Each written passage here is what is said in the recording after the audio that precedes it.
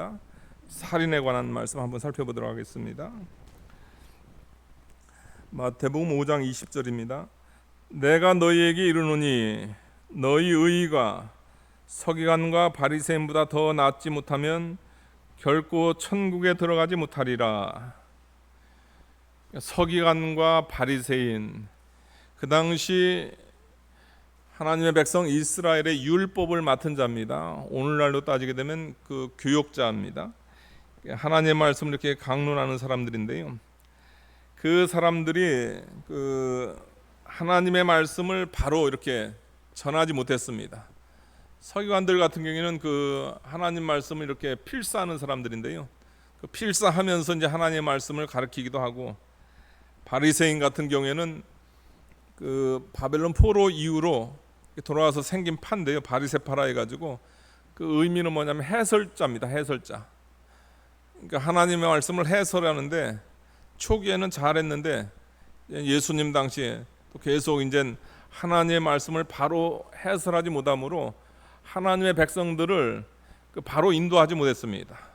그러니까 예수님 당시 서기관과 바리새인들이 가르치는 그 정도 수준의 신앙생활을 하게 되면요, 그 주님의 표현대로 너희 의가 서기관과 바리새인보다 더 낫지 못하면 결코 천국에 들어가지 못하리라.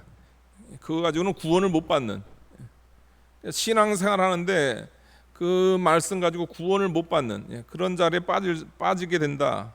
그러면서 이제 주님께서 그들이 잘못 가르친 그 말씀을 이제 바로 잡으면서 이 구원의 말씀, 특별히 십계명에 관한 그 말씀을 하고 있습니다.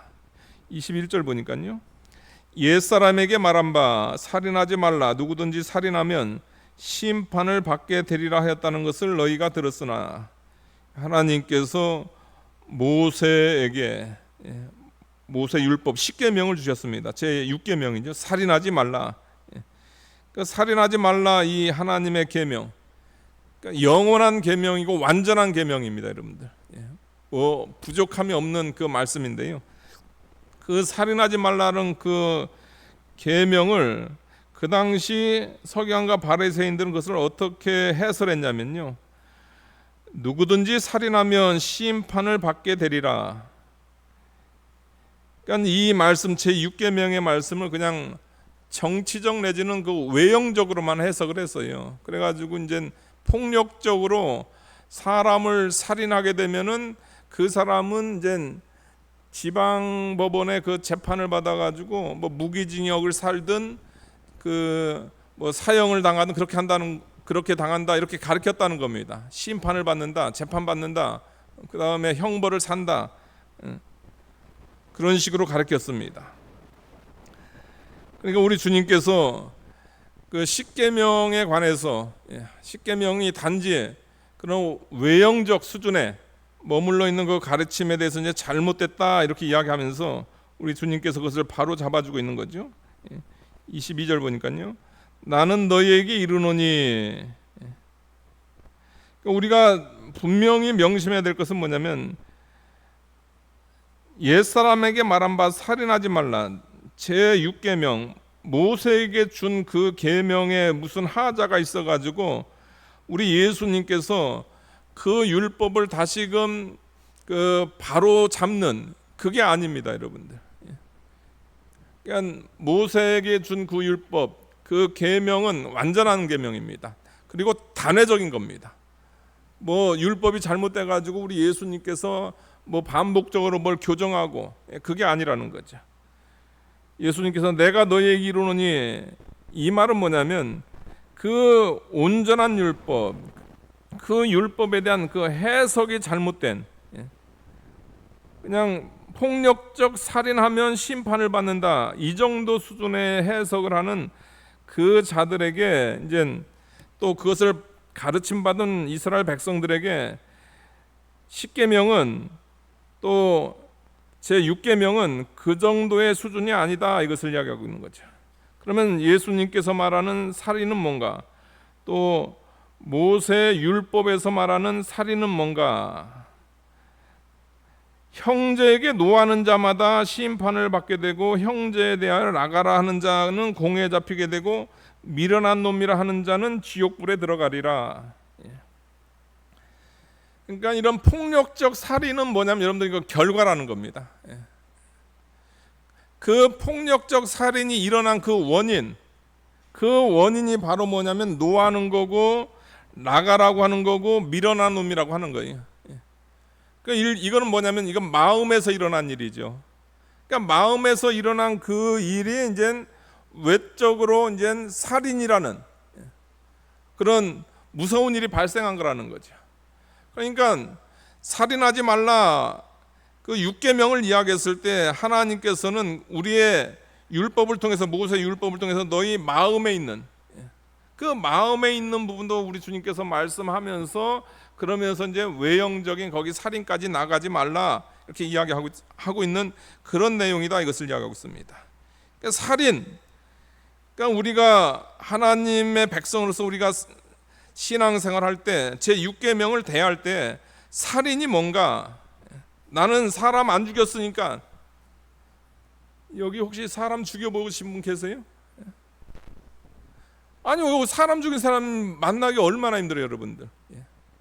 그러면서 그렇게 해놓고선 나는 6계명 다 지켰다 나는 의로운 사람이다 그렇게 하게 되면 그거는 말 그대로 그 율법이 없는 사람들이야 그 정도 수준에서 살지만은 율법을 아는 사람들은 그 정도 수준 가지고는 안 된다는 거죠. 하나님의 말씀을 아는 사람들은 그 정도 수준 가지고 살지 않는다는 거죠. 그러니까 하나님께서 모세를 통해서 주신 그 제 6계명 우리 주님께서 바르게 해설하는 그 내용은 뭐냐면 살인은 다른 것이 살인이 아니고 뭐냐면 노하는 것, 화내는 것이 살인이다 이것을 이야기하고 있습니다.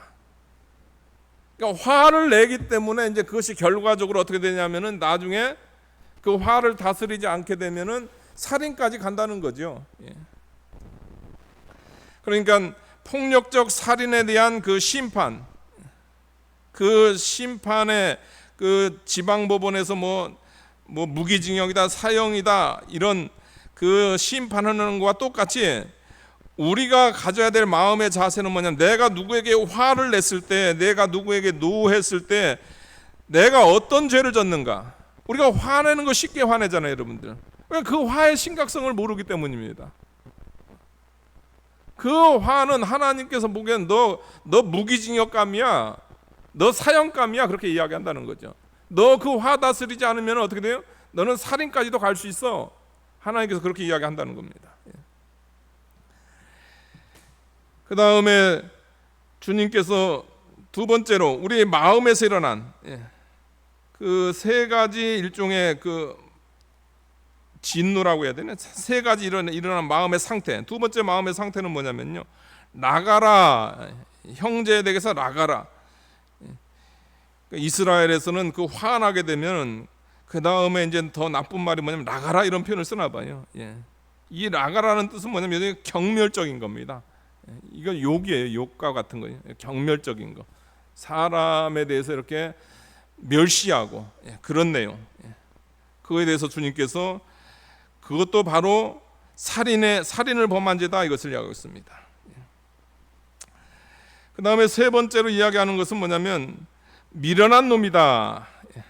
미련한 놈. 이것은 욕을 이야기하는 겁니다. 하나님을 모르는 놈, 미련한 놈. 우리 전라남도 욕 잘하나요? 어떻게? 욕 좀 하시나요? 어떻게? 어디가 잘해요, 장 집사님? 자, 벌교 쪽이 좀 거시기 하잖아요, 여기가. 제가 92년도에 신학을 했거든. 92년도 신학을 하는데 그 신학생 때 1학년 때입니다. 그 첫 설교 수요 설교 이제 목사님이 이제 담임 목사님이 이제 그 중국 선교가니까 그 신학생이라고 첫 설교를 맡겼는데요. 너무 긴장이 돼가지고 이렇게 설교를 하는데 이제 설교하다가 이제 그 내용 가운데서 무슨 내용이 있었냐면은 송아지, 망아지 이런 내용이 있었어요. 송아지, 망아지 하다가 그 다음에 강아지가 나가야 되는데 그냥 강아지가 안 나오면 그냥 넘어가면 되는데 송아지, 망아지인데 갑자기 강아지가 생각이 안 나요. 그래가지고 이제 그냥 넘어갔어야 되는데 거기서 그 한마디 꼭 하잖아요. 그냥 넘어가면 되는 건데. 이거 뭐, 장로님 뭘 하겠을 것 같아요? 예? 그러니까 집사님 그 얘기하면 안 될 것 같아요. 어떻게 그래도 수요 예배세 강대상에서 개새끼라고 하면 안 되잖아요. 그래가지고 머리 쓰고 해가지고 한 게 개자식.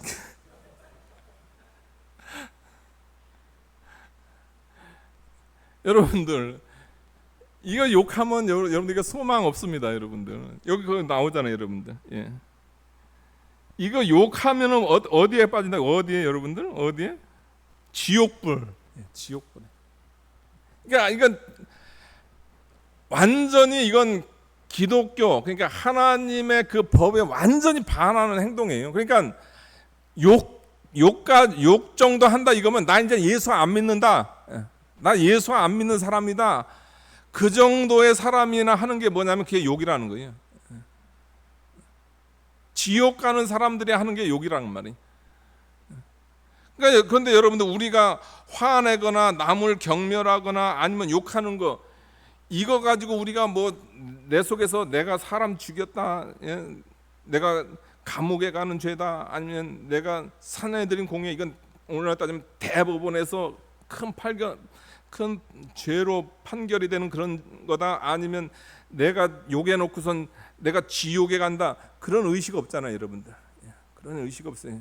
우리는 뭐만 있냐면은 사람 안 죽이면 그게 내가 살인을 안 한 거지, 제 6계명을 지킨 거지, 이 정도 수준이라는 거예요. 그러니까 뭐 누구 말대로 교회나 세상이나 별반 다를 게 없다는 거죠. 근데 주님께서 율법을 아는 자로서 너희가 율법을 바로 해석을 해라. 율법은 외형적인 것, 정치적인 것, 처벌만 이야기하는 것이 아니고 율법은 내면적인 것까지 이야기한다. 내 화를 다스려라. 화를 다스리지 않으니까 그것이 살인으로 가는 거고, 내가 사람을 멸시하니까 그 멸시를 받은 대상이 살인까지 가는 거고, 내가 함부로 욕함으로 말미암아 그 욕으로 말미암아 내가 살인까지 갈 수 있다. 내면에 있는 그 죄에 대해서 우리 주님께서 이야기하고 있습니다. 그러니까 제 6계명 살인하지 말라는 내면과 외형적인 것을 같이 동반한 그 말씀이다, 이것을 이야기하고 있는 거죠. 23절 보니까요. 그러므로 예물을 제단에 드리려다가 거기서 내 형제에게 원망 들을 만한 일이 있는 것으로 생각나거든 예물을 제단 앞에 두고 먼저 가서 형제와 화목하고 그 후에 와서 예물을 드려라. 그러니까 이스라엘 백성들은 하나님과의 그 화목을 위해서 항상 제사를 드립니다. 오늘날 따지기는 우리가 하나님 앞에 매 주일 나와서 예배를 드리는 겁니다. 그런데 주님께서 이야기합니다. 예물을 드리려다가, 예배를 드리려다가 내 형제에게 원망 들을 만한 일, 그러니까 내가 잘못했어요.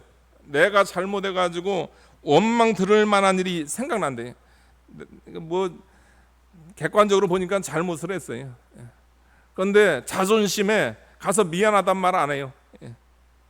그리고선 하나님 앞에 매 주일 제사를 드리고 매 주일 예배를 드립니다. 하나님께서 뭐라고 하냐면 하나님께서 그 예배 안 받으신다 이렇게 이야기해요. 본인이 먼저 알잖아요. 내 심령이 편하지가 않잖아요. 그러면 여러분들 하나님께 대한 제사, 하나님께 대한 예배보다 형제 화해가 우선입니까? 그게 더 앞서나요? 아니죠. 하나님께 대한 예배가 먼저죠. 그러나 하나님께서 중요하게 생각하는 것은 뭐냐면 형제 간의 화해다, 이것을 이야기하고 있습니다.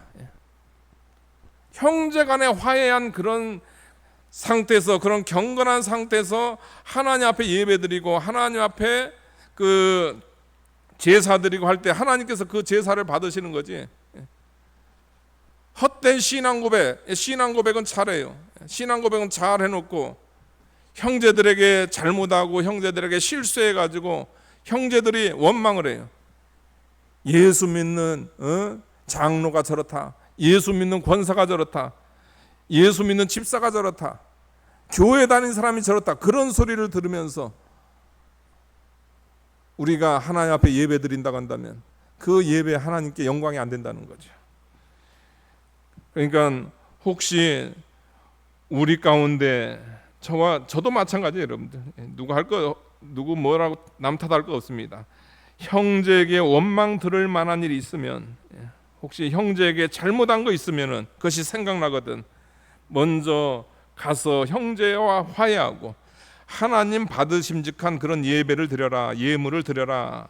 하나님께서 이렇게 말씀하고 있습니다. 25절 보니까요, 너를 고발하는 자와 함께 길에 있을 때 급히 사와라. 그 고발하는 자가 너를 재판관에게 내어주고 재판관이 옥리에게 내어주고 옥에 가둘까 염려하라. 이 말씀 같은 경우 여러분들 그 23절 24절 같은 경우에는 내가 잘못한 거예요, 여러분들. 거기 나오잖아요. 내 형제에게 원망 들을 만한 일이 있게 되면 내가 잘못했단 말이에요. 그래가지고 이제 문제가 발생을 했어요. 그 발생한 것에 대해서 먼저 가서잖아요. 가가지고 화목해야 돼요. 근데 25절 같은 거 여러분들 이것은 뭐냐면 내가 잘못한 게 아닙니다. 상대가 잘못을 했어요.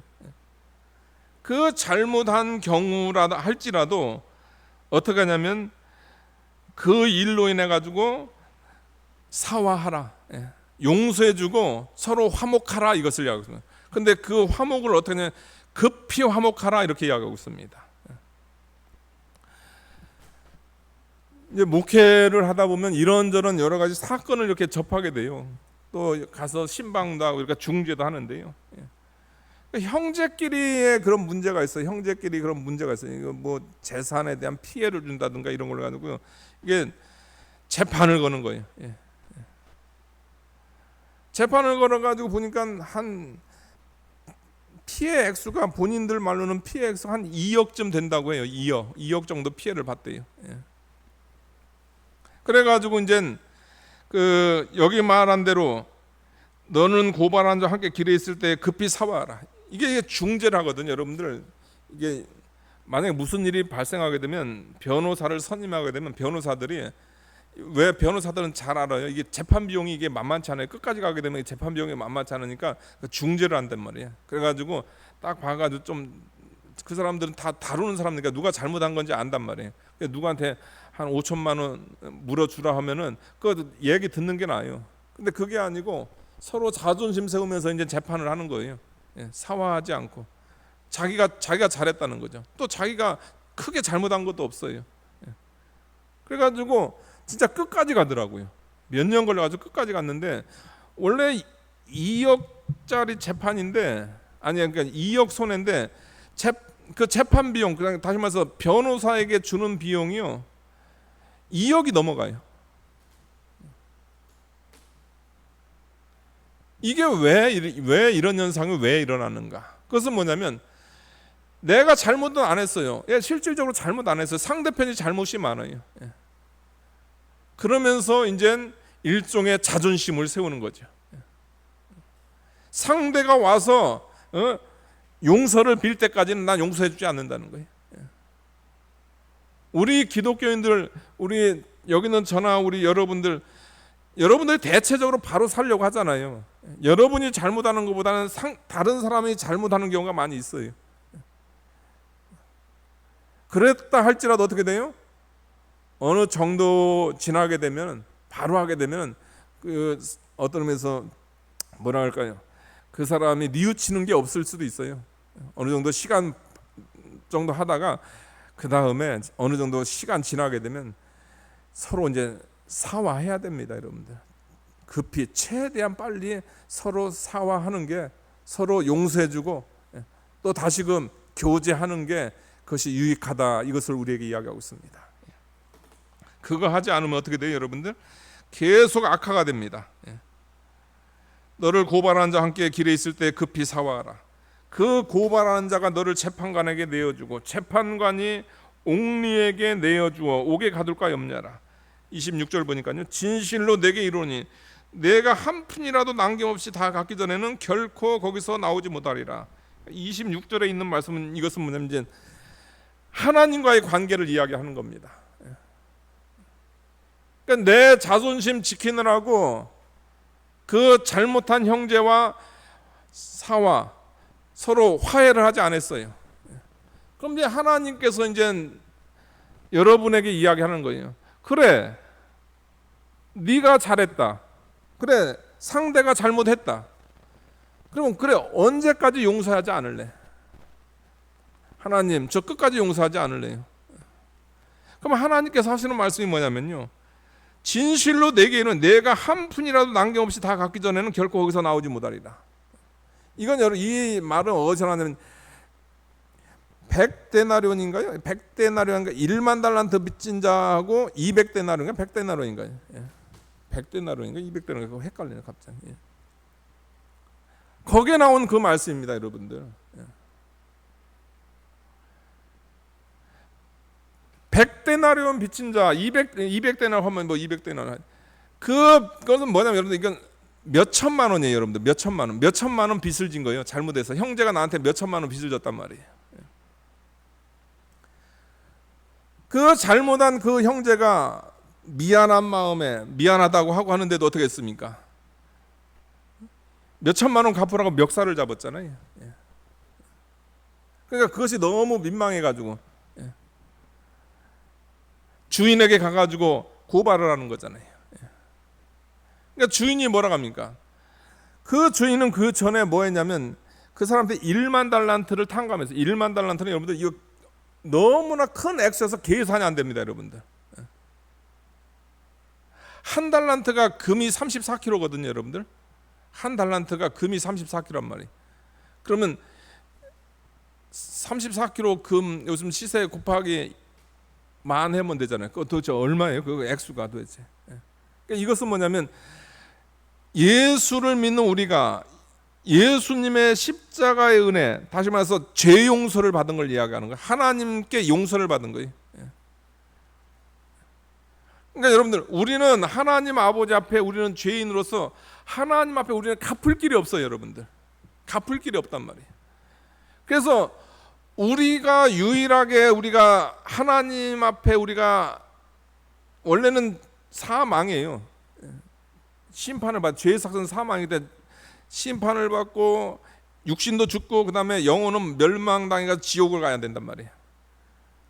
그런데 갚을 방법이 없어요. 너무나 큰 액수기 때문에, 큰 죄를 졌기 때문에 우리가. 근데 딱 한 가지가 있어요. 한 가지가 뭐냐면 용서입니다. 하나님의 용서, 주인의 용서, 주인의 탕감입니다. 탕감. 그래, 내가 너 용서해 준다. 우리가 예수님의 보혈로 우리가 용서를 받았어요. 그래가지고 어떻게 되냐면 용서 받아가지고 우리가 십자가의 은혜로 나 같은 죄인 용서 받아가지고 그냥 그 기뻐 뛰놀면서 여러분 중생의 은혜를 경험해야 됩니다. 그냥 교회 오는 것도 좋지만 여러분들 교회 와서 진짜 예수님 믿어가지고 죄 용서의 은혜가 있어야 돼요. 사죄의 은혜가 있어야 된다고.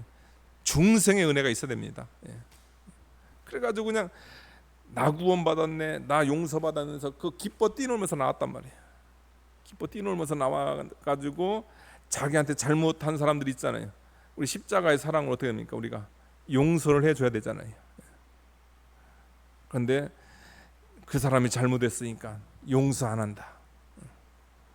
우리가 그거 계속 하게 되면 이제 그 사람과의 관계가 아닌 이제 나와 하나님과의 관계입니다. 너 그렇게 고집혀?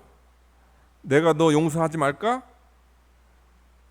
여러분 2천만 원 용서해 주는 게 낫지, 몇 천만 원 용서해 주는 게 낫지. 그거 용서 못 해가지고 지옥 가고 싶으세요?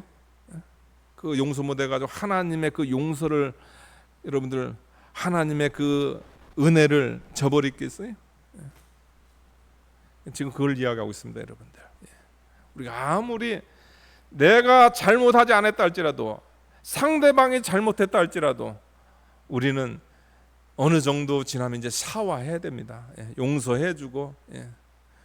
그리고 이제 우리 집사님들 보면 이제 저보다 다 연배들이 많잖아요. 이것은 이제 갈 날이 얼마 안 남았다는 거예요. 하나님 뵐 날이 얼마 안 남았다는 거예요. 가기 전에, 하나님 뵙기 전에 용서할 사람 용서하고. 서로 화목하다가 이제 하나님께서 하나님 앞에 딱 섰을 때 하나도 진실로 내게 이르노니 내가 한 푼이라도 남김없이 다 갖기 전에는 결코 거기서 나오죠. 하나님 저 다 용서했습니다. 하나님 저 다 용서했어요. 다 용서하고요. 주님의 보혈의 피 꺾는 의지에서 아버지 앞에 나왔습니다. 그 이야기 해야 될 거 아닙니까? 하나님 저 그 인간 용서 못합니다. 저한테 그거 했는데요, 저 그거 용서 못해요. 그러면은 여러분들 우리가 계속 우리 영적 감옥에 있습니다. 영적 감옥 상태에 계속 우리가 있는 거예요. 아니 예수님의 피로 이렇게 우리가 자유함을 얻었는데 왜 다시 감옥에 들어가냔 말이에요. 그러니까 용서밖에 없다. 용서밖에 없다. 이것을 우리에게 말씀하고 있습니다.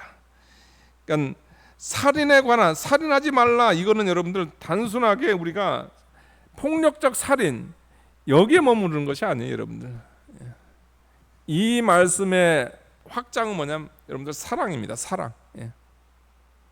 사랑인데 내게 잘못한 사랑까지도 용서할 수 있는 그 사랑. 그거 해야 어떻게 되냐면 우리가 살인죄를 범하지 않은 거다.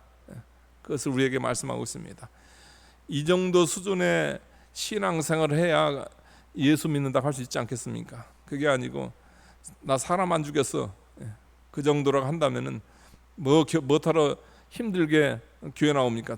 주일날 그냥 집에서 잠이나 자지.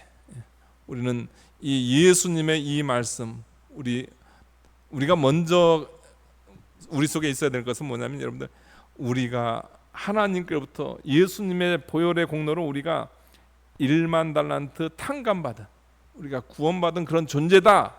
이것을 우리가 알아야 되겠고요. 그 다음 우리가 해야 될 것은 뭐냐면은 우리가 하나님 말씀 정확히 알아가지고 우리가 내가 잘못 안 했더라도 서로 용서할 수 있는 그런 마음이 필요하고 더 나아가서 우리가 마지막 사랑으로 하나님이 내게 주신 그 용서를 실천하는 그런 용서의 그 모습이 우리 속에 있어야 되겠습니다. 다 같이 기도하시겠습니다. 거룩하신 하나님 아버지 감사합니다. 서기관과 바리새인들 살인하지 말라는 그 완전한 율법, 그 완전한 율법을 세상 정치적 또 처벌적인 그 한계로 해석함으로 하나님의 나라에 은혜는 없고 용서는 없고 사랑은 없고 처벌만 있고 정죄만 있었습니다. 이 세계를 바로잡기 위해서 우리 예수님께서 율법의 참뜻 사랑과 용서의 이 말씀을 우리에게 알려주셨습니다. 우리가 사랑하지 않고 우리가 용서하지 않으면 우리는 살인을 범한 죄인 것을 우리가 깊이 깨닫고 항상 우리 속에 그리스도의 사랑이 넘칠 수 있도록 축복하여 주시옵소서. 예수님의 이름으로 기도하옵나이다. 아멘.